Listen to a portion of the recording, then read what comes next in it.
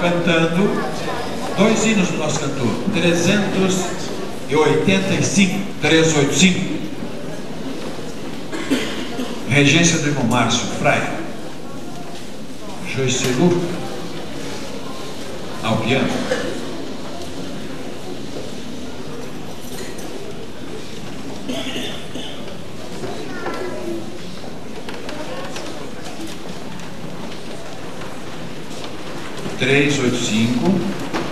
Um hino de enaltecimento, de exaltação ao nome do nosso Deus.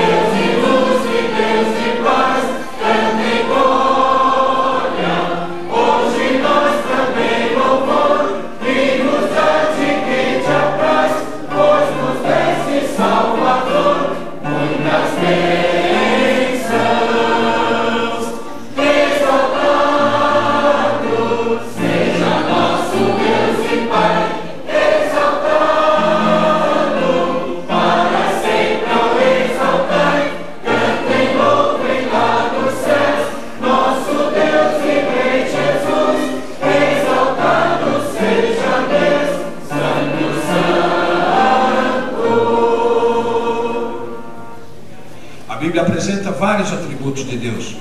Alguns atributos ligados à sua glória, à sua grandeza, à sua majestade.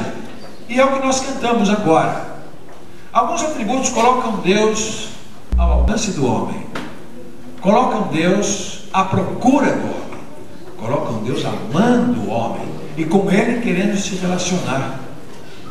É o hino que cantaremos em seguida, Amigo Incomparável 81. Nenhum amigo há igual a Cristo.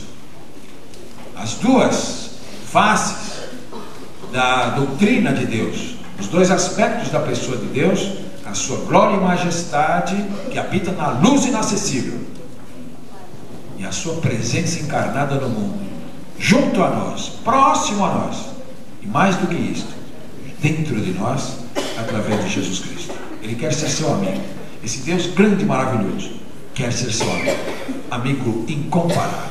Você aceita a amizade dele?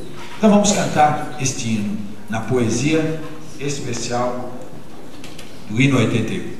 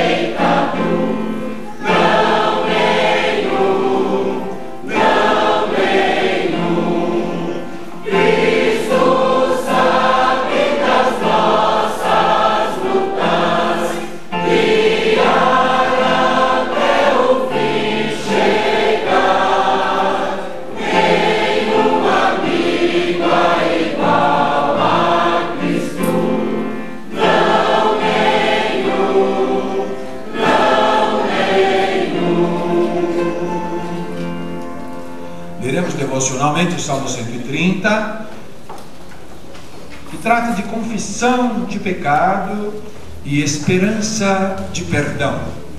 Confissão de pecado e esperança de perdão. Ah, que doutrina tão rara hoje nos meios de comunicação, na mídia. Como pouco se fala da maior necessidade do homem, que é o perdão dos seus pecados, a necessidade de arrependimento, de paz com Deus. Quase nos prega isso hoje nas igrejas. Este salmo vai dizer sobre isto. Nós vamos refletir juntos com o salmista a respeito deste Deus perdoador. E se há um Deus perdoador que nós precisamos, vamos ler juntos o Salmo 130. Veamos. Das profundezas a ti clamo, ó Senhor. Senhor, escuta a minha voz, sejam os teus ouvidos atentos à voz das minhas súplicas. Se tu, Senhor, observares as iniquidades, Senhor, quem subsistirá? mas contigo está o perdão, para que sejas temido. Aguardo o Senhor, a minha alma o aguarda e espero na sua palavra. A minha alma anseia pelo Senhor, mais do que os guardas pelo romper da manhã. Sim, mais do que aqueles que esperam pela manhã. Espere, Israel, no Senhor, porque no Senhor há misericórdia e nele há abundante redenção. E ele remirá a Israel de todas as suas iniquidades. Amém. Deus abençoe esta porção em nossas almas hoje à noite. Irmão Mário Naime nos dirigirá uma palavra de oração.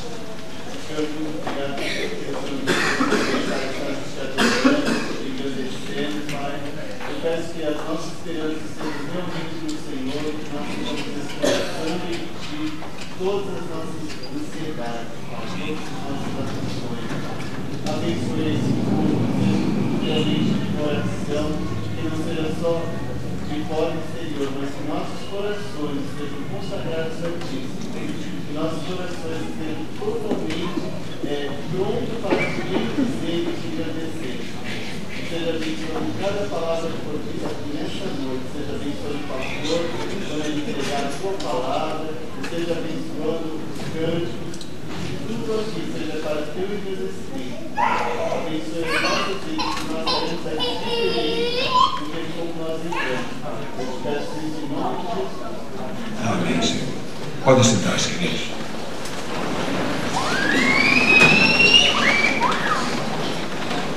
Nós temos agora um solo com a irmã Giane.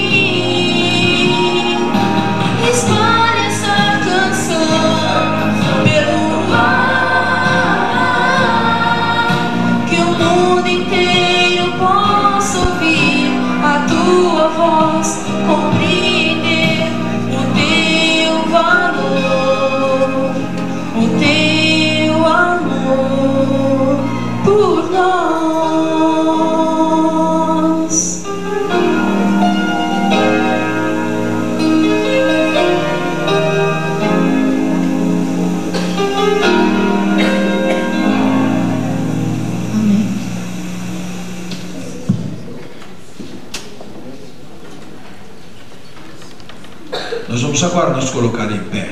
Em reverência à leitura, faremos da palavra do Senhor.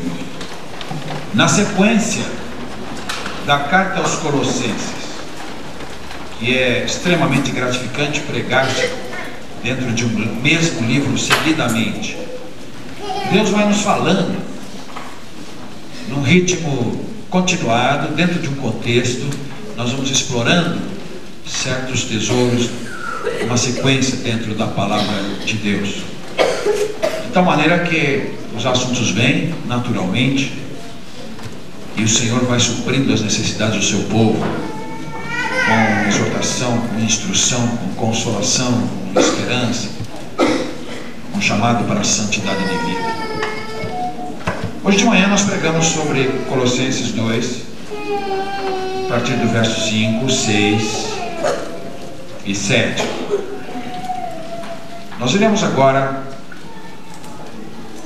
dar prosseguimento à análise a partir do verso 8, para o que chama a atenção dos senhores. Colossenses capítulo 2, a partir do verso 8. Após a leitura, nós nos sentaremos, ouviremos o coro cantar e então partiremos para explorar este texto maravilhoso. Tende cuidado para que ninguém vos faça presa sua, por meio de filosofias e vãs sutilezas, segundo a tradição dos homens, segundo os rudimentos do mundo, e não segundo Cristo.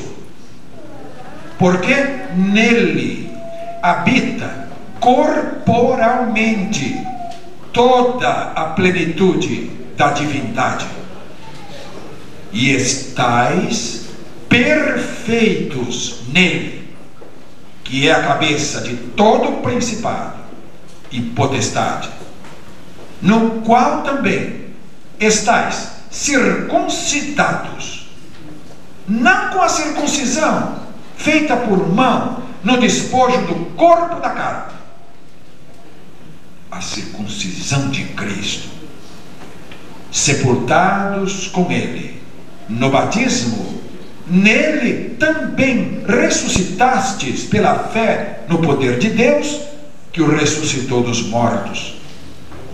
E quando vós estáveis mortos nos pecados e na incircuncisão da vossa carne, vos vivificou juntamente com ele, perdoando-vos todas as ofensas, havendo riscado a cédula que era contra nós nas suas ordenanças, a qual de alguma maneira nos era contrária, e atirou do meio de nós, cravando-a na cruz, e despojando os principados e potestades, os expôs publicamente, e deles triunfou em si mesmo. Até o verso 15. Pode ser.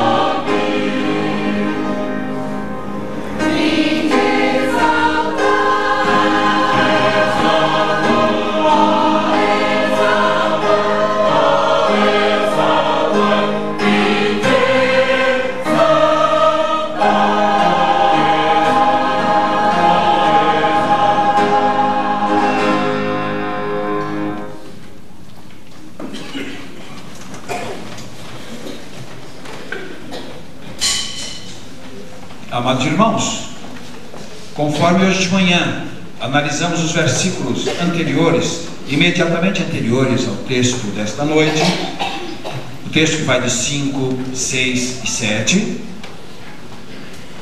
Paulo aborda o problema das heresias que ameaçavam a igreja de Colossos nesses 3 versículos do ponto de vista positivo. Ou seja, ele se alegrava vendo a ordem e a firmeza daqueles irmãos, a ordem e a firmeza de sua fé em Cristo. É a primeira dupla de atributos positivos da igreja. Em segundo lugar, ele vai dar a segunda dupla: receber e andar. Aqueles irmãos não só receberam o Senhor Jesus Cristo, mas também andavam nele. No verso 6. E no verso 7, outra dupla expressão: arraigados e edificados. Arraigados, raízes, para dentro. Raízes, internamente. Algo interior, invisível. Edificação, para cima, para o alto. Algo manifesto, algo visível, algo perceptível. Nos 2 sentidos crescendo. Crescendo dentro, crescendo na fé, crescendo na convicção, crescendo na aderência, crescendo no envolvimento com Jesus Cristo. E do lado oposto, crescendo no testemunho. Da formação de um caráter cristão, não só de evidentes virtudes, mas um caráter cristão que prossegue, que cresce e que avança manifestamente.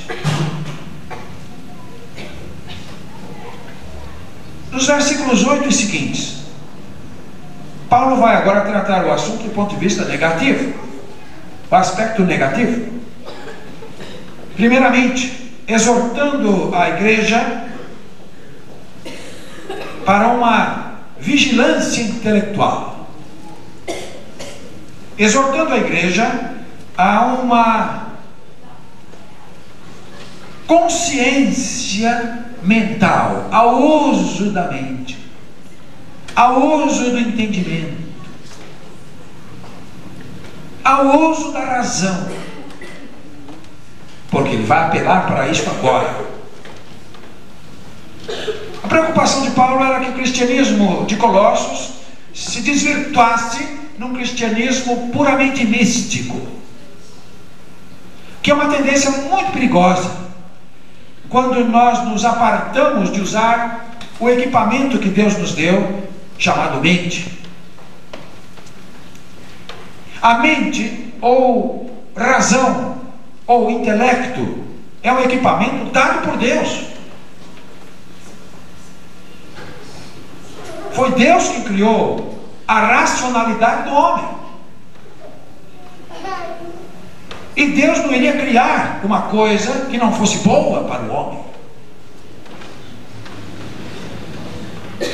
De sorte que a advertência de Paulo aos Colossenses é uma advertência contemporânea.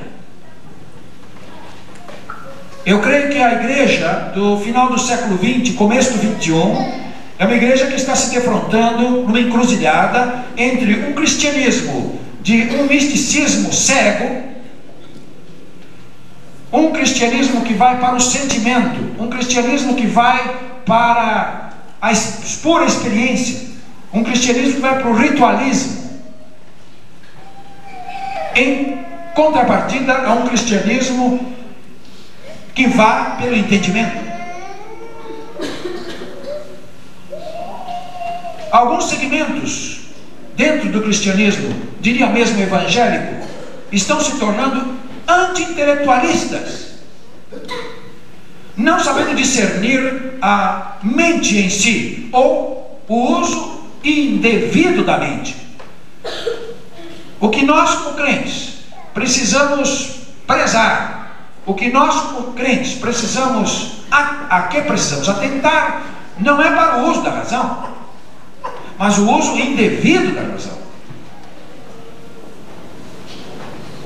A razão, como qualquer outra parte do ser humano, está sujeita à corrupção do pecado. Ela está sujeita a ser comprometida pelo pecado. O homem, como um todo, foi comprometido pelo pecado, e não foi só a razão.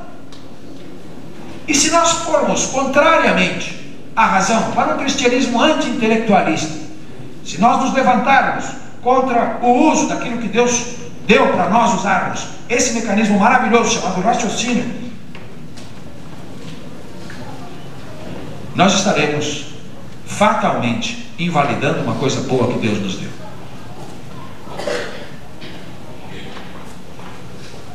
Porque se formos para os sentimentos,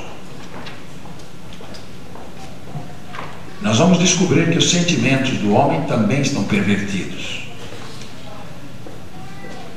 Os sentimentos do homem são coisa boa. Nós somos seres não só racionais, mas somos seres sentimentais, não é isso? Então muita gente diz, não, eu não vou pelo que eu entendo, eu não preciso procurar entender a palavra de Deus, eu não preciso entender, eu preciso sentir. Ora, por que esta revolta contra o intelecto e esta atitude de se aliar ao sentimento, como se o sentimento do homem fosse puro? Não é. Não é. Então, se nós nos sentimos refratários ao uso da razão, devemos ser com muito mais argumentos contra o uso dos sentimentos. Se formos para o campo da vontade, o ser humano também é vontade. Nós somos razão, somos sentimento e somos vontade. E nós estamos usando a nossa vontade a cada momento. Quando fazemos decisões, estamos fazendo o uso da vontade. Todos nós nos decidimos muitas coisas aqui hoje. Vocês decidiram estar neste culto hoje. Poderiam decidir estar em vários outros lugares, mas prevaleceu a vontade de estar nesse culto hoje. Não é mesmo? E vocês decidiram com que roupas viriam a este culto hoje. Certamente tem um guarda-roupa variadíssimo. E então foram escolher a roupa para vir hoje. E escolher. Você está usando a roupa que você escolheu. A menos que a esposa escolheu por você. Mas de qualquer jeito alguém escolheu. Não é isso? Então veja, estamos constantemente usando a mente. Ninguém é capaz de viver sem pensar. Será que dá para parar de pensar? Pode dizer o seguinte, olha, eu não vou pensar mais. Eu não vou mais raciocinar mais. Eu não vou mais usar a mente. E se você resolver que não vai pensar mais, já está pensando. Até para resolver não pensar mais, tem que pensar. Então é inevitável que nós pensemos. Então não é pecado pensar. Pecado é o vício, pensamento viciado. Pecado é o pensamento contrário a Deus. Pecado é o pensamento reagente, é o pensamento anti-Deus. Aí sim é pecado. Mas a mente do homem foi criada à semelhança da mente de Deus, para que pudesse se sintonizar. Deus nos deu a sua palavra escrita, então eu preciso usar a mente para poder ler. Peça para um analfabeto ler para você o Salmo 23. Ele não vai saber.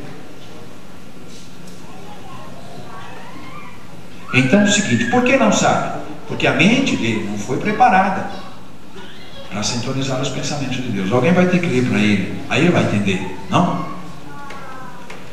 Então o que Paulo está dizendo é o seguinte, meus irmãos, tenham cuidado que ninguém vos faça presa sua. Agora veja bem, por meio de filosofias e vãs sutilezas. Então Paulo está dizendo, olha, vocês têm que ter um pensamento sadio. Vocês têm que alimentar bem a sua mente. Vocês têm que estar muito bem preparados, conhecendo bem a palavra de Deus. Vocês têm que conhecer muito bem a revelação de Deus. Vocês têm que estar bem treinados no que Deus disse, para que vocês saibam diferenciar e discernir as filosofias vãs e as armadilhas intelectuais que existem. Então, senhores, A única maneira de termos vantagem com as filosofias ateístas, as filosofias ceticistas, materialistas, secularistas, pragmáticas do mundo de hoje, é nós desenvolvermos uma mente cristã sadia, bem armada com a doutrina, a sã doutrina, bem equipada, bem municiada com as informações da palavra de Deus. Então nós poderemos não só discernir os erros do pensamento do homem sem Cristo, mas ajudá-lo a chegar à luz da verdade. E aí ele diz: segundo a tradição dos homens. Então Paulo primeiro manda que eles tenham cuidado, estejam atentos. Ter cuidado significa estejam atentos, guardem bem, concentrem bem as suas forças mentais naquilo que eu venho dizendo para vocês. Vocês têm ordem, vocês estão firmes em Cristo, vocês receberam a Jesus, vocês estão andando nele, vocês têm arraigado suas vidas nele, vocês estão sendo edificados sobre ele, vocês estão confirmados na fé, vocês estão crescendo na graça de Deus. Por isso, meus irmãos, exatamente por causa disso, fiquem com boa atenção, porque quando chegarem com argumentos falaciosos, quando chegarem com filosofias doentias, quando a má filosofia chegar, quando as armações lógicas dos homens tentarem vocês poderão discerni-las de pronto, porque a palavra de Deus habita na sua mente. Mas vocês têm que ter, segundo um outro cuidado, a tradição dos homens. Cuidado com a tradição dos homens. O que será que Paulo quer dizer aqui? Evidentemente, se você acompanha o contexto, você verá que ele vai contrastar isto com a mensagem do Evangelho. Assim como nas filosofias e no uso intelectual existe o bom uso e o mau uso, então o problema não é com a mente, o problema é com o bom ou mau uso da mente. Assim também nas tradições existe a boa tradição e existem as más tradições. Então o problema não está com a tradição. O problema não está com a tradição, está com a natureza da tradição. Assim como o problema não está com o intelecto, está com a natureza da mente. O que Paulo está dizendo é o seguinte: olha, cuidado, porque existe uma tradição certa, e essa tradição foi dada por Deus. Essa tradição é a tradição que veio para a igreja através dos apóstolos, é a tradição apostólica, é o ensino apostólico. Sabe o que é uma tradição? É algo que passa de uma geração para outra. É uma coletânea, é uma coleção de princípios, de valores e até mesmo de ritos que se cristaliza,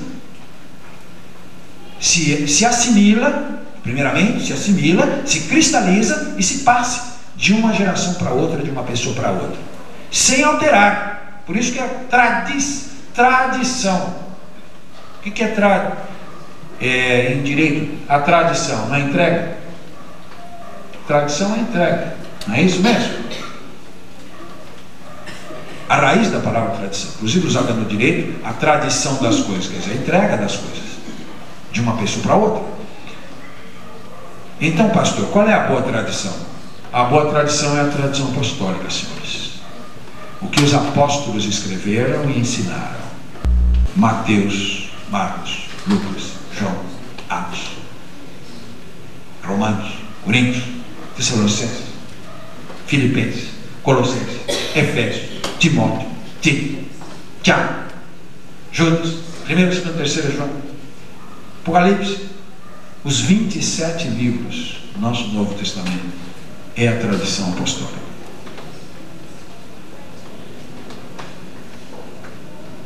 Então, o que Paulo está verberando neste texto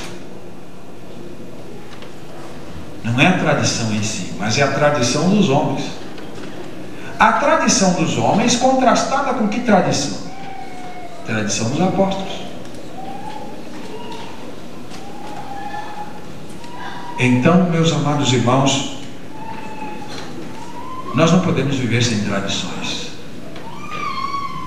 Há uma dicotomia feita hoje E realmente essa dicotomia é uma falácia, ela não se sustenta entre a sua igreja tradicional ou renovada. Não existe isso. Não existe. A terminologia não é correta. Todas são tradicionais, só que as tradições são diferentes.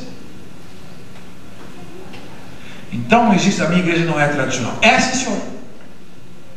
É uma tradição diferente, origem diferente, através de uma tradição mais recente e outra tradição mais antiga. Mas ninguém vive. Não existe igreja sem tradição. Nós não somos tradicionais. Na nossa igreja não usamos paletó e gravata. Nós pregamos só de camisa. A tradição ali é pregar de camisa. Então simplesmente substitui-se uma pela outra. Tá certo? Porque não é possível viver sem tradição. Ninguém vive sem tradição. Faz parte da nossa maneira de viver. A tradição é o que recebemos e o que passamos. Nós não vivemos numa ilha, nós não somos um ser isolado, nós não nascemos para nós e não morremos para nós. Necessariamente nós nascemos em um grupo humano. Nós precisamos de 2 para vir a este mundo e 4 para levar de volta. Então, tanto para nascer quanto para morrer, nós temos pessoas ao nosso redor, não? E para viver nós precisamos das pessoas ao redor. E feliz aquele que usa bem essa bênção. Então o que Paulo está dizendo, olha, vocês tomem cuidado para que as pessoas não imponham a vocês coisas que Deus não impôs através da tradição correta, que é a sua palavra. É o ensino apostólico. A tradição apostólica. Essa tradição se tornou um livro chamado Novo Testamento. Na mente de Deus, Deus fez uma revelação escrita. E dentro desse livro estão as instruções teológicas, doutrinárias, eclesiológicas, ritualísticas, sociais, éticas, políticas, econômicas. Todos os ensinamentos estão dentro do nosso Novo Testamento. E se alguém chegar com um ensinamento qualquer, nós vamos julgar este ensinamento pela tradição certa. Deu para entender? Porque estavam entrando mestres na igreja de Colossos ensinando a adoração de anjos, estavam entrando mestres lá ensinando que Jesus Cristo não era Deus de verdade, estavam entrando mestres lá dizendo que eles precisavam se circuncidar para poder ir para o céu, impondo ritos para aqueles irmãos. E é neste contexto de ensinamentos de homens, isso não foi ensinado por apóstolo nenhum, isso não foi ensinado por profeta nenhum, isso não está nas páginas escritas do documento de Deus. Então, aqueles irmãos, alguns fascinados por esses ensinamentos, e Paulo diz então, estejam bem atentos. Primeiro, usem a mente, para que vocês possam discernir o uso errado da mente que algumas pessoas estão fazendo. Alguns artifícios lógicos que parecem ser corretos, são válidos, mas não são verdadeiros. Cuidado para vocês não aceitarem tradições, ensinamentos, rituais, doutrinas que não estejam de acordo com a tradição correta, completa e fechada. No nosso caso, nós temos uma tradição completa e fechada. Essa tradição se chama Novo Testamento. Nenhum ensinamento que não passe no julgamento do que está escrito neste livro deve ser aceito por um crente. Ainda que um anjo dos céus descesse com um evangelho diferente deste, a Bíblia diz, seja anátema, seja maldito. É nesse sentido. Então nada de errado com a tradição, desde que a tradição seja a tradição apostólica, a tradição seja a tradição que veio por revelação direta de Deus aos homens que Ele escolheu para isto. A tradição que está cristalizada num livro chamado Palavra de Deus, Escrituras Sagradas, Bíblia Sagrada, Mensagem do Senhor, Oráculos de Deus, os estatutos, os juízos, os regulamentos, são tantos os adjetivos da Bíblia, irmãos, que mostram-nos a riqueza desse tesouro, dessa tradição preciosa que recebemos de Deus. Então cuidado, cuidado, ninguém vive sem tradição. Não vão nessa de dizer, olha, saia da tradicional e vá para a renovada. Não acontece isso. Você vai simplesmente sair de uma tradição e receber outra. O que você tem que ver é o seguinte: essa nova proposta passa no crivo da tradição verdadeira. É esse que é o problema. Eu estava conversando com uma das minhas tias, e ela mudou de uma denominação para outra, e ela me disse: eu rompi com uma tradição de 30 anos. E eu falei: tá certo, a senhora rompeu com uma tradição de 30 anos e aceitou outra. Quanto tempo a senhora está na outra? 3 anos. Trocou uma de 30 que você ficou lá e trocou por uma de 3. As pessoas não entendem isso, porque não há rigor terminológico. Então cuidado. Cuidado. Deus nos deu, senhores, o grande tribunal da verdade é a Bíblia. Não tem outra saída. Se você quer saber o certo ou errado, escuta um pastor, outro pregador, outro, vá à sua Bíblia e tire a dúvida. Aqui ninguém mexe. A palavra de Deus é uma palavra intocável. Ela não passará. Ela está sob garantia de permanência eterna. Céus e terra passarão, mas minhas palavras não vão passar.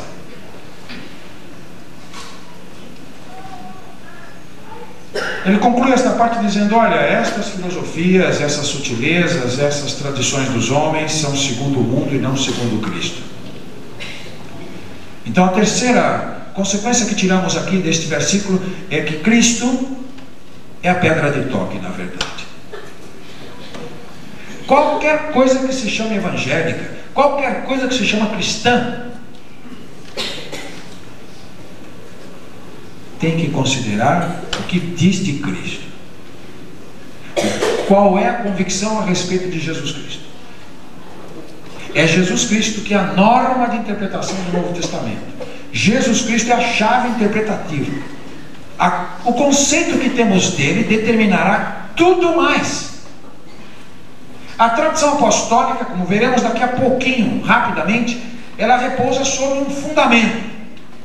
Esse fundamento Paulo vai dizer logo em seguida, nos versículos 11, 12 e 13.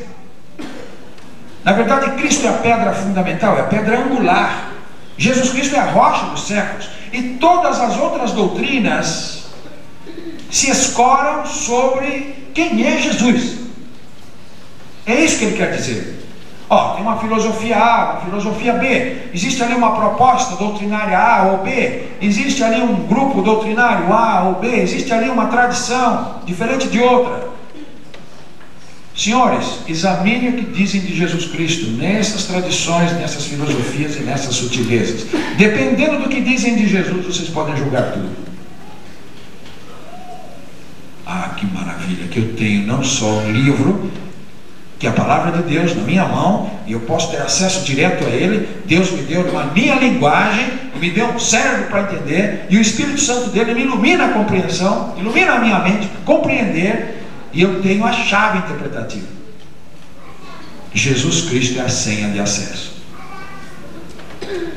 Todos vocês que têm uma conta bancária, vocês têm uma senha de acesso, e o banco dá a você um cartão e ele diz: não passe a sua senha para ninguém. Cuidado, não aceite ajuda, etc. Não é isso?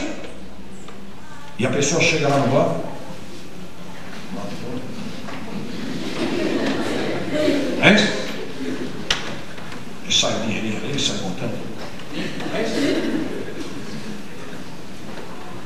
E outro dia aconteceu um caso interessante. O irmão Barreto, que trabalha comigo lá no Campo de Marte, estava numa fila. Aí um cidadão entrou lá, percebeu-se que estava meio enrolado com o negócio, todo mundo esperando, e nada, e o homem de novo, e vai. Está fechado dentro da cabine. Aí fica lá um tempo tremendo. E termina tudo, o homem não pega papel nenhum, não pega dinheiro nenhum, põe o cartão e vai saindo. Todo mundo disse: perdeu tempo, coitadinho. Não sabia mexer com a máquina. Quando o irmão Barreto entra, um bolo de dinheiro assim. O cidadão não sabia mexer direito com a máquina, e ele não viu onde saiu o dinheiro. Esse dinheiro saiu no buraquinho lá embaixo, ele não viu e foi embora. O irmão Barreto foi lá para tirar os últimos 5 reais que precisava para voltar para casa daquele dia. Não tinha um tostão. Pegou aquele monte de dinheiro e aí saiu correndo atrás do cidadão. Até com a esperança, uns 10 sai aqui, né? Ele é crente, ele vai ficar com a coisa dos outros. E ele corre atrás do homem, R$300. Aqui, senhor, esse dinheiro é seu, o senhor esqueceu lá? Puxa, me esqueci. Obrigado, hein? Obrigado, até logo. Deu dinheiro nenhum com uma barriga. É a senha. Sem esta senha não penetra no lugar correto do computador onde estão os valores. Se você colocar a senha errada, não vai sair lá. Você não chega onde você quer. Por isso é a segurança. Por um lado é a segurança, porque é só aquela que serve. Por outro é o acesso.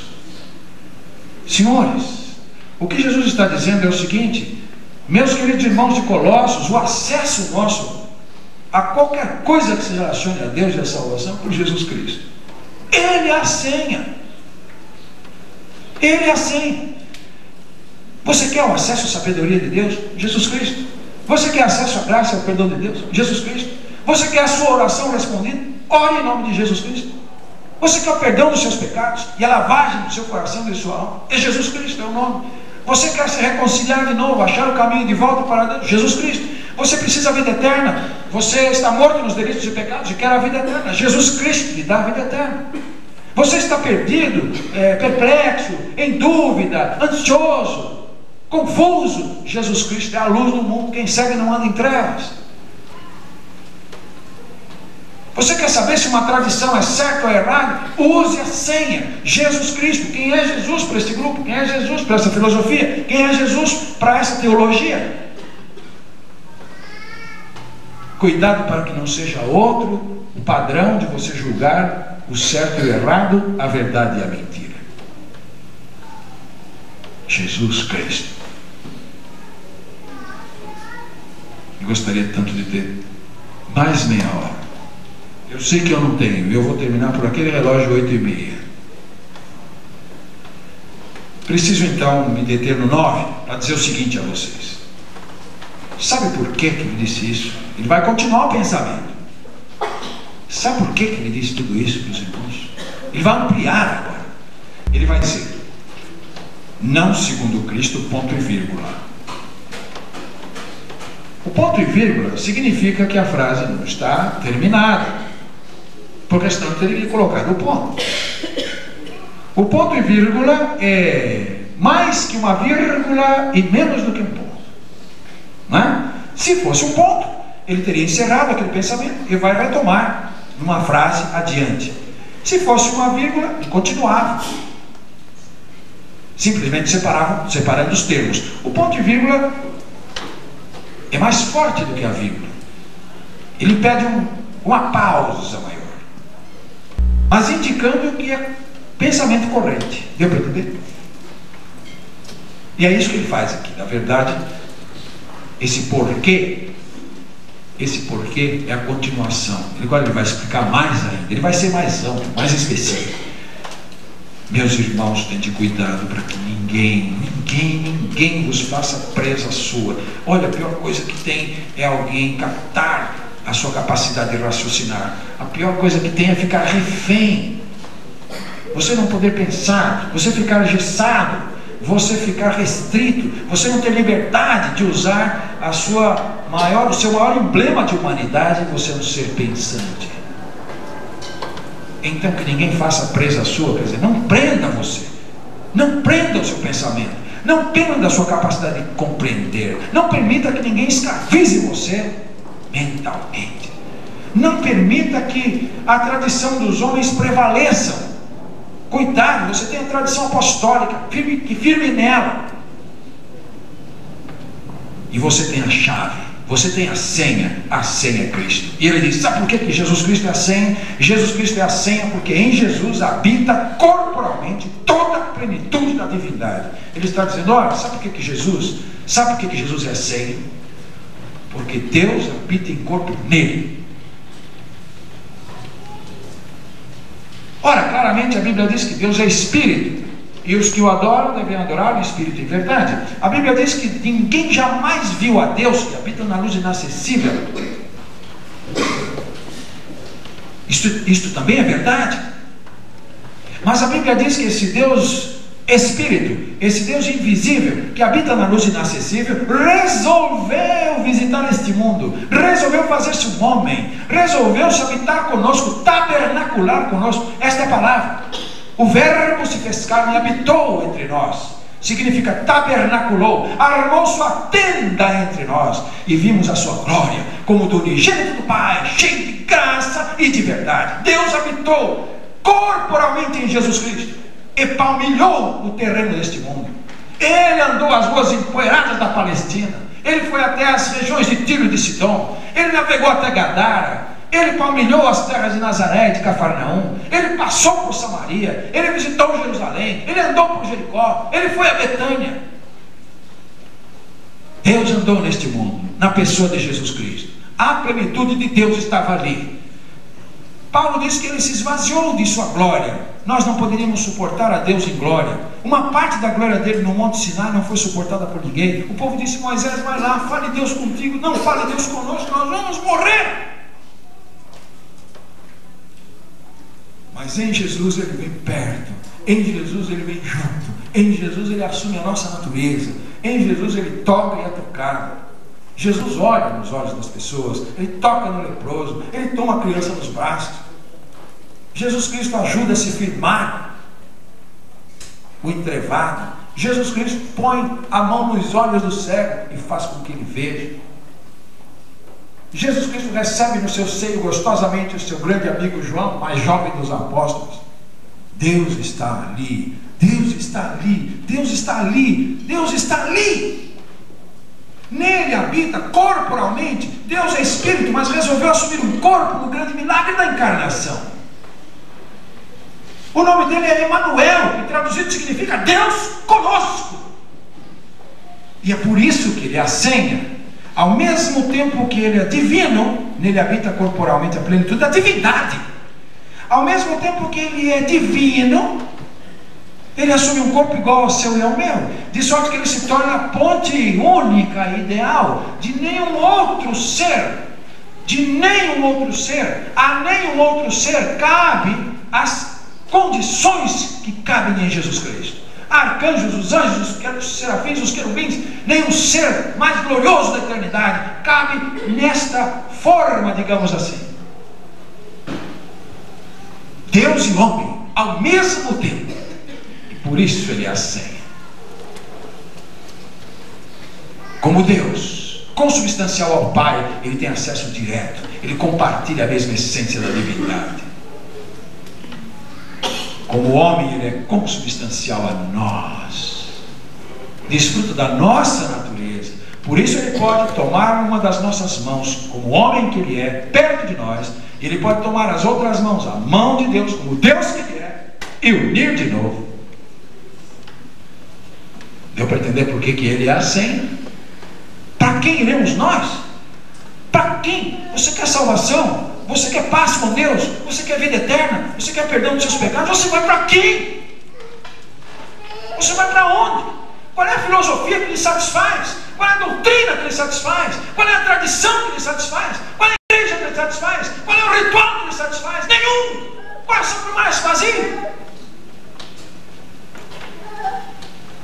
Mas porque nele habita corporalmente toda a plenitude da divindade, por isso que é segundo Cristo que nós temos que pensar. E vou encerrar. Estais perfeitos nele. Verso 10. Você já pensou o que significa isso, meu irmão? Você já pensou o que significa esta frase? Já parou para pensar? Estais perfeitos nele. Meu irmão, isso é grande demais, viu? É grande demais. Eu creio que se nós pudéssemos viver nossa vida como Matusalém, não daria para exportar o que significa essa frase: estais perfeitos nele. Só para resumir, se você está em Jesus, não precisa de nada. Estais perfeitos nele. Se você está em Jesus, não precisa mais nada.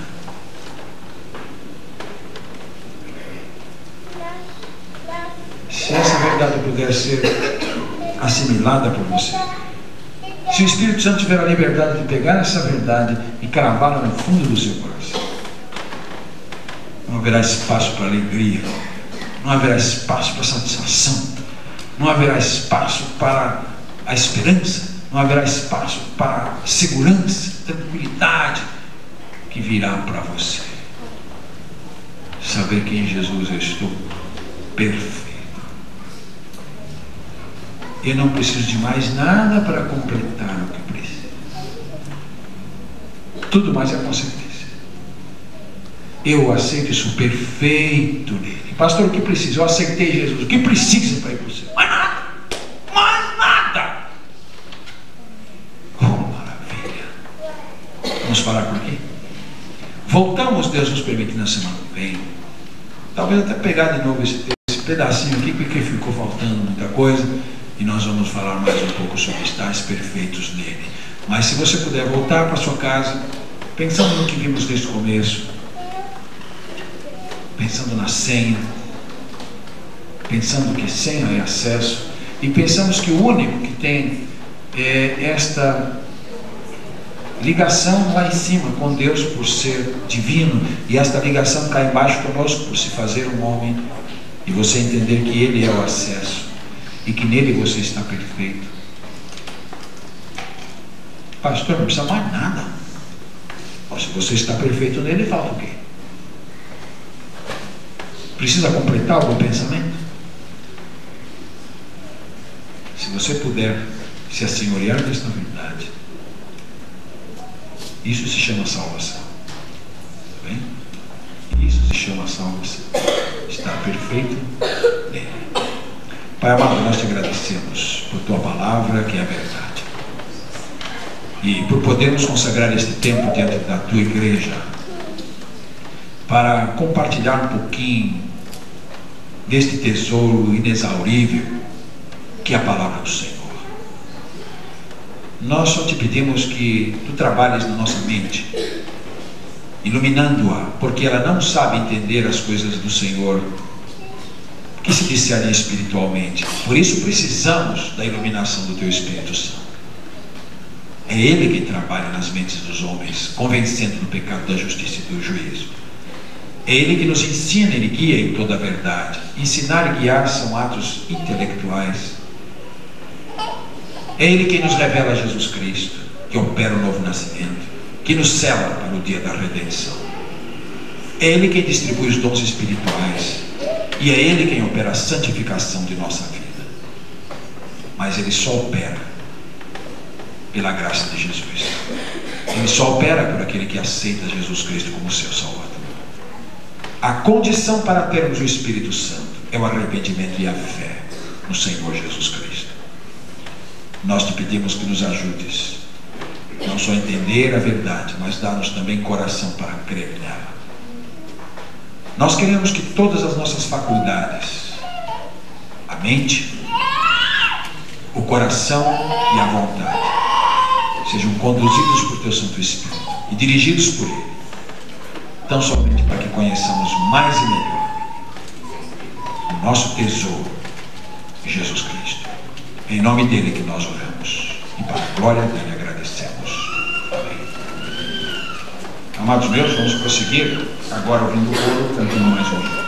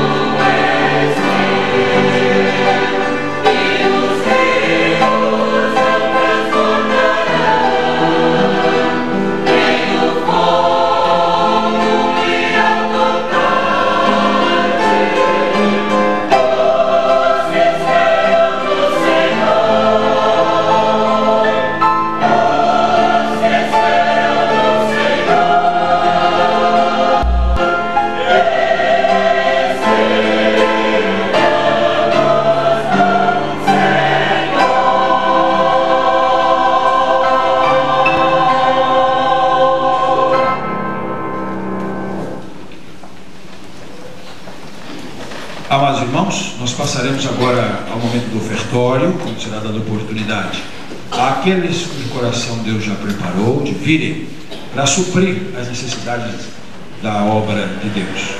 Os irmãos viram a pintura que ficou pronta, foi entregue, a pintura por fora, e algumas das salas, inclusive o gabinete, recebeu um tratamentozinho. Está ficando um lugarzinho mais aconchegante, mais bonitinho, e nós queremos prosseguir. Precisamos de um luminoso lá para frente. Queremos fazer um luminoso bem bonito, que com fotocélula acenda automaticamente à noite, não é isso?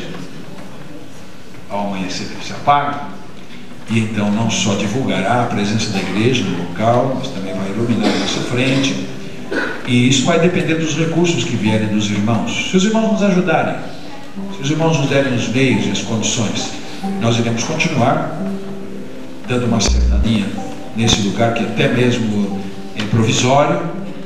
Nós estamos lá no terreno, já começamos a obra lá e pretendemos não parar mais. Então queremos mobilizar, queremos que os irmãos se sensibilizem, que os irmãos se unam a nós, porque nós juntos, sonhando juntos, trabalhando juntos, nós vamos levar avante a obra do Senhor. Vamos fazer um templo novo, maior, para mobilizar. Vamos tomar amor pela causa e vamos suprir as necessidades para o bem, inclusive da obra do Senhor. Os diáconos ficam à frente e em seguida os membros da igreja que estiveram prontos para isto virão para ofertar seus dízimos e suas ofertas, estando dispensados os visitantes desta parte.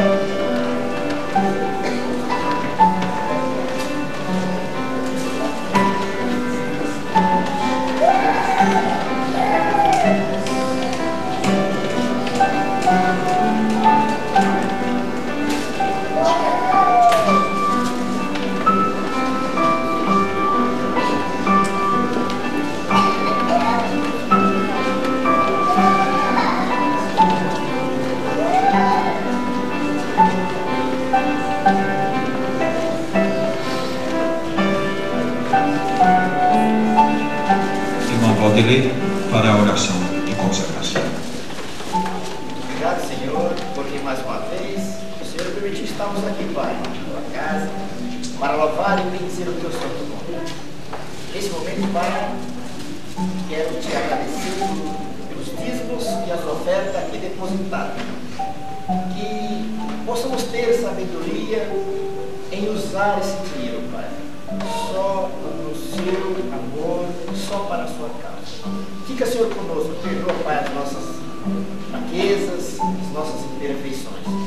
Quero te pedir, Pai, nesse momento, pelo irmão José, que está internado, Pai, naquele hospital.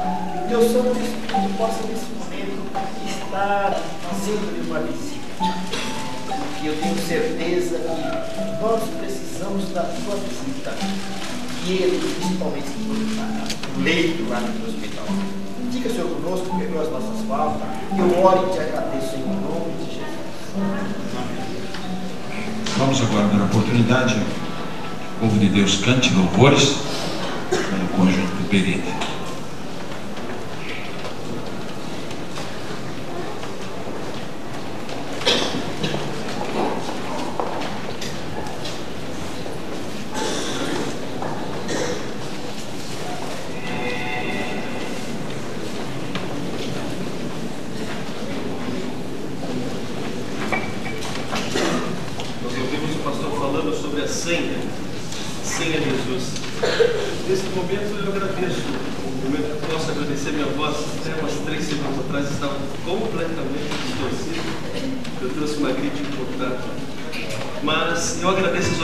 Dos irmãos, eu estive ausente, queria ouvir a igreja, queria ouvir os irmãos, queria ouvir o pastor, o coral, mas não podia, estava impossibilitado, estava longe, na verdade. E Hoje eu fico pensando, se os irmãos olharem para o lado, vão sentir que realmente os bancos estão vazios. Olha para o seu lado. Eu fico imaginando a força que eu recebi dos irmãos quando eu estava fora, os irmãos estavam orando por mim, e eu só consegui subsistir por causa da oração, por causa dessa senha que o pastor falou hoje. E eu fico imaginando esses irmãos que não estão aqui hoje. Fiquei sabendo que mais um irmão está adoecido. Hoje também na união de treinamento dos casados, muitos irmãos enfermos, né? Muitos operaram. Eu fico imaginando, será que eles não estão aqui porque estão enfermos? Por isso que esses bancos estão vazios? Então eu acho que é momento da gente orar agora por eles, não é verdade? E pedir que Deus os visite, é certo? Por outro lado, será que esse espaço, né, nós gostaríamos que estivesse sendo ocupado por um parente nosso, por um nosso irmão, nosso pai, nosso filho? Será? Talvez sim, não é, meus irmãos? Então nós vamos nos colocar de pé e vamos dar as mãos e vamos orar nesse momento, para que Deus esteja visitando essa pessoa que vocês tanto desejariam que estivesse ao lado de vocês. Vamos dar as mãos e vamos pedir, nós vamos abaixar nossas frontes agora, e antes de louvar, não é? Nós vamos cantar que Ele pode livrar. Vamos usar essa senha que o pastor comentou hoje em sua preleção. Vamos usar essa senha e vamos elevar as nossas mentes, nossos corações e pensar naquelas pessoas que estão doentes, naquelas pessoas que nós gostaríamos que estivessem do nosso lado, louvando nesse momento, ouvindo dessa palavra. E vamos orar. Senhor Jesus, nós te louvamos, ó Pai, porque nós estamos na tua casa, Senhor Jesus, e porque alguém falou-nos dessa senha, Senhor Jesus, e hoje nós podemos ter acesso ao Pai. Nós te agradecemos, nós te pedimos por aqueles irmãos que não estão aqui, ó Pai, seja qual motivo de enfermidade, de doença, ó Pai, de falta de oportunidade, falta de encontro contigo, ó Pai, e aqueles que por algum momento, ó Pai, desistiram, ó Pai, da fé, que tu possa, o Senhor mesmo, tocá-los nesse momento, o teu Espírito Santo, para que possa os trazer, e que na primeira oportunidade estejam conosco aqui, ó Pai, louvando com o teu povo em nome do Senhor Jesus. Amém. Agora nós vamos cantar, e essa pode livrar, não é? Pode livrar da enfermidade, pode livrar da doença, pode livrar dos problemas, e pode livrar também de todas as dificuldades. Senhor.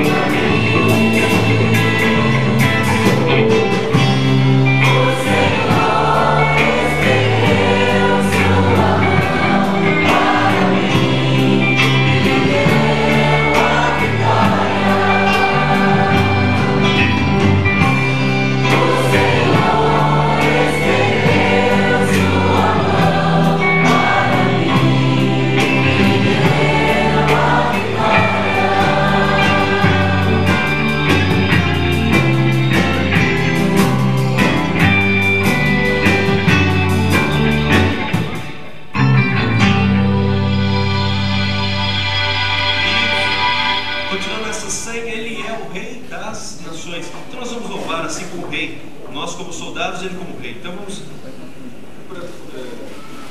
todo aquilo que é devido ao rei, nós vamos agora fornecer para ele.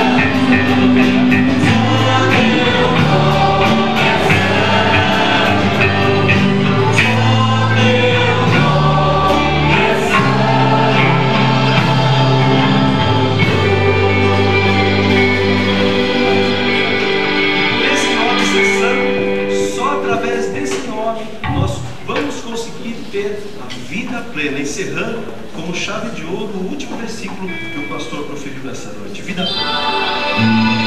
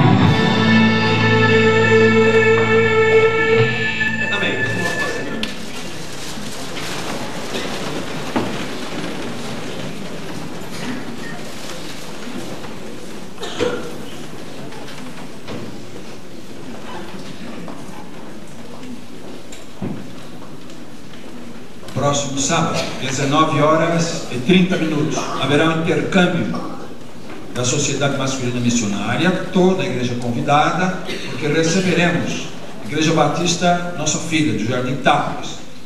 Aquela igreja estará aqui conosco no trabalho conjunto, as duas igrejas. Então vamos estar presentes para prestigiar essa programação especial. Não se esqueça, sábado que vem, 19h30.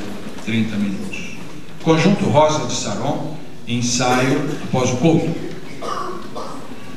Próximo sábado, 22 de maio, só que agora é de manhã, 7h30 da manhã, mutirão para aprontar o restinho do primeiro lance da calçada do nosso terreno.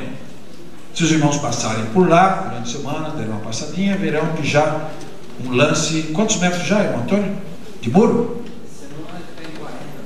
40 metros esta semana, a parte do muro, com as hastes metálicas, para depois colocarmos a grade. Agora vamos fazer a calçadinha correspondente. Então será feito com mutirão. Os homens, os jovens, todos que quiserem ajudar, na manhã de sábado, a partir de 7h30, e todos lá para este lance da calçada. Aí vão ficar faltando 32 metros, quer dizer, mais da metade já está pronto, são 72 metros de frente, 40 metros estarão prontos, se Deus quiser, no sábado, ficarão faltando os demais 32 metros para toda a frente estar já com a muretinha pronta, as hastes metálicas e a calçada, o que já evitará que joguem detritos, lixos e entulho no terreno. Então já vai preservar bem. Por favor, irmãos, venham todos no sábado, que quanto mais pessoas, mais será interessante, mais gostoso e mais rápido, não é isso? Pedido de oração. Tem umas mais aqui aviso, deixa eu ver aqui. Acampamento da Unijovem. Olha, vai haver um acampamento da Unijovem na cidade de Juquitiba, é isso? Juquitiba. A Unijovem desta igreja, com os adolescentes desta igreja, com a Unijovem da Congregação Batista em Vila Nova York. Dias 2, 3 e 4 de julho. 2, 3 e 4 de julho. O preço, R$50, que poderão ser pagos em até 4 vezes. Tudo incluído, viu? A ida, a volta, o transporte, alimento, tudo incluído nesses R$50. Você poderá pagar até 4 vezes. Falem com o Maurício, falem com a Ana Lúcia ou falem com o Silvio Moreira, se vocês desejam estar nesse acampamento de nossa igreja, jovens adolescentes e Unijovem de Nova York. A irmã Emma está se oferecendo para trabalhar serviços domésticos, em geral, limpeza, em forno, em fogão, em geral. Fique em pé um momentinho, irmã Emma. Esta querida irmã, se alguém precisar ou souber de alguém que precise de uma empregada doméstica, ela está disponível procurando uma colocação. Pedido de oração. A irmã Janete pede oração em seu favor, em favor de sua família, pelo falecimento do seu irmão mais velho esta semana. Nós não ficamos sabendo, senão poderíamos ter estado lá com vocês. Não é isso? Nós estamos tomando conhecimento agora, avisando a igreja, para que os irmãos deem a sua palavra de conforto, a sua oração em favor da família. E a irmã Janete, depois vamos conversar para a gente fazer uma visita, né? Para o seu povo lá esta semana, orar com eles, viu? Depois a irmã conversa comigo ou me liga para nós combinarmos, tá bom? Algum outro aviso, queridos irmãos, que não... sim, a irmã Wagner tem um recado. Pode falar, irmã Wagner? Eu queria fazer, na verdade, um apelo, pastor. Eu queria comunicar à igreja que ontem o Coro Jovem foi se apresentar na Igreja Batista do Progresso. Eu queria também agradecer aqui de público o Márcio, que nos ajudou, levando o pessoal, né? E eu fiquei muito chateada, porque eu sei que a igreja tem vários jovens, e na nossa relação nós temos arrolados 28 jovens, mas infelizmente alguns não puderam ir, nós sabemos, só foram cantar 9. E então ficou um desfalque, né? Nós sabemos que alguns não puderam ir porque nos avisaram. Então eu gostaria muito de contar com os irmãos, porque o coro jovem foi formado para que tenha mais um departamento de música na igreja, mais um grupo para cantar na igreja. Isso é um ministério e é um modo também dos filhos dos irmãos estarem se envolvendo com a obra da igreja. Então eu apelo para que os pais conversem com os filhos, para que eles estejam vindo aqui, ensaiar no sábado a 1 hora. Olha, eu posso ser bem sincero, o pastor já ouviu a gente ensaiando vai vir aqui e falar, nossa, que coisa maçante. Realmente não é. E você vai poder estar aprendendo mais e também fazendo amizade com pessoas que você vê todo sábado domingo, mas às vezes não tem tempo para conversar. Por favor, faça um esforço para estar participando dessa obra, que não é minha, nem é da igreja, é do Senhor Jesus. Próximo. A irmã Mazulinha pediu para avisar que domingo é sábado, aniversário do Jardim da Conquista. Nova York. Às 19 horas, aniversário da congregação. Mas meu recado é outro. O nosso coro está um pouco desfalcado. Em alguns lugares a gente precisa completar esse banco aqui inteiro. E mais um, né, Marcos? Porque vai ter 2 jogos e o resto de músicas. E alguns irmãos reclamam que não participa do coro porque o ensaio é de domingo, depois da escola. E é tarde para ir para casa, porque tem que fazer o almoço com o marido, tem que dar comida para os filhos. Então, a diretoria reuniu e chegou à conclusão que tal um ensaio de quinta-feira após o culto. Então, os irmãos que têm vontade de participar do coro da igreja e não pode participar no domingo, pode estar vindo às quintas-feiras após o culto. O ideal é vir antes, né, pastor? Já vem para o culto, né? Depois do culto, aí já vem para o ensaio. O ensaio vai ter a duração de 1 hora. A Marli falou que se estiver no meio do amém, quando der 10 horas, ela só fala o amém, fica para o próximo ensaio. Então, todos os irmãos estão convidados a participar do nosso culto. Ok, visto? Pois não? O senhor queria deixar ciente a igreja, acho que está conhecendo de todas essas atividades que o pessoal, que os irmãos estão comentando, né? No dia 30 de maio, vai ter um programa promovido pelo Departamento de História e Estatística e Relações Públicas também, o programa da saúde. É o primeiro programa da saúde aqui na Igreja do Centenário. Tá? Isso vai proceder no dia 30 de maio, a partir das 8 da manhã, na Escola Bíblica. Tá? Vai ser feito exames de pressão arterial e glicose no sangue, né? Contamos, né? Eu, vamos qualquer dúvida, fale com a gente. Contamos com a programação dos irmãos, né? Também a saúde de vocês agradece por tudo que você viu, tá bem? Obrigado. Ok. Domingo que vem à noite estará pregando o pregador convidado é o irmão Marcos Oliveira, pregador substituto, seminarista Júlio Holanda Pedrosa. Tá certo? Eu estarei domingo que vem à noite na Igreja Batista em Vila Guarani. Convite daqueles irmãos, eles me convidaram muitas vezes e nunca deu certo. Eu estou com essa dívida com eles. Então nós estaremos lá pregando à noite no domingo e aqui o irmão Marcos Oliveira estará pregando e no impedimento dele o seminarista Júlio Holanda Pedrosa ocupará o púlpito para trazer a mensagem domingo à noite. Queremos avisar também que o irmão José Paulino Cavalcante foi operado na segunda-feira, uma operação que durou um pouco mais de 6 horas na mesa. E eu estive lá com a irmã Zilma, com a irmã Vilma, o tempo todo. Nós fomos de manhã, desde o início da operação até o encerramento. O médico desceu, conversou com elas, tudo havia saído muito bem na parte cirúrgica, nenhum incidente, tudo dentro do normal. Não pudemos vê-lo, porque foi diretamente para a UTI, a visita só no outro dia. Foi feita a visita no outro dia, tudo correndo de acordo. No outro dia ele foi para o quarto e nós estamos acompanhando. Estivemos lá com a família, estivemos lá na sexta-feira de novo, com a família à tarde. Ele está bem melhor. Eu não sei se alguém da família está presente e tem previsão de alta. Alguém da família?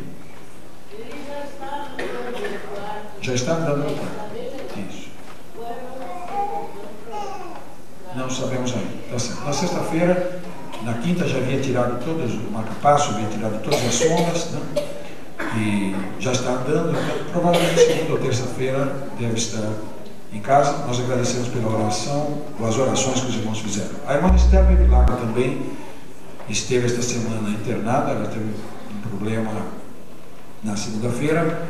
Isso se agravou bastante. Ela precisou se internar e fez um novo tratamento ginecológico, uma intervenção, e já está em casa. Ela me ligou na sexta-feira, tarde, e dizendo que já estava de volta à sua casa. Então ela está convalescendo, está aguardando os exames que foram pedidos e continuidade do tratamento.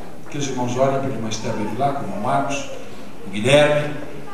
É um momento difícil, né? Quando a dona de casa, a esposa, está sob tratamento médico, com internação, uma situação bastante difícil. Nós estivemos lá no hospital com ela, então logo tomamos conhecimento, oramos e tivemos a surpresa de saber que um dia depois ela já estava em sua casa.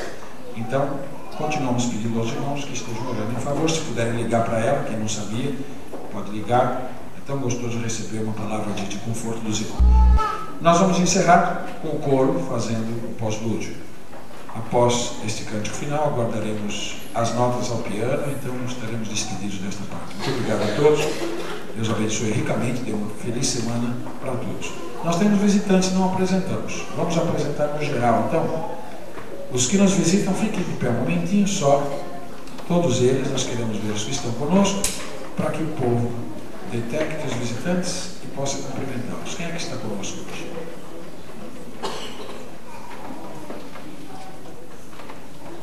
Muito bem, quem está perto ali, cumprimente. Obrigado por sua presença. Mãe da Raimunda, perfeitamente. A Raimunda é sua filha, né? Certo. Que é mais nova, né? A filha dela. Vou apresentar como uma filha. Muito bem, queridos. Todos vocês, há outros aí que já não se consideram mais visitantes, sejam bem-vindos. Uma boa semana para todos vocês. Vamos então para o encerramento.